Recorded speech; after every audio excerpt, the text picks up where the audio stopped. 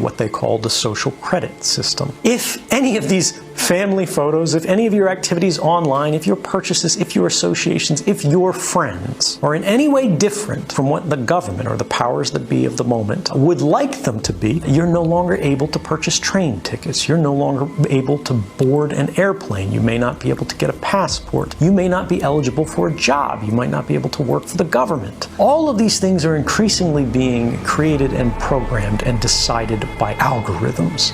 And those algorithms are fueled by precisely the innocent data that our devices are creating all of the time, constantly, invisibly, quietly, right now. Our devices are casting all of these records that we do not see being created, that in aggregate seem very innocent. You were at Starbucks at this time. You went to the hospital afterwards. You spent a long time at the hospital. After you left the hospital, you made a phone call. You made a phone call to your mother. You talked to her until the middle of the night. The hospital was an oncology clinic. Even if you can't see the content of these communications, the activity records, what the government calls metadata, which they argue they do not need a warrant to collect, tells the whole story. And these activity records are being created and shared and collected and intercepted constantly by companies and governments. And ultimately it means as they sell these, as they trade these, as they make their businesses on the backs of these records, what they are selling is not information. What they are selling is us. They're selling our future. They're selling our past. They are selling our history, our identity,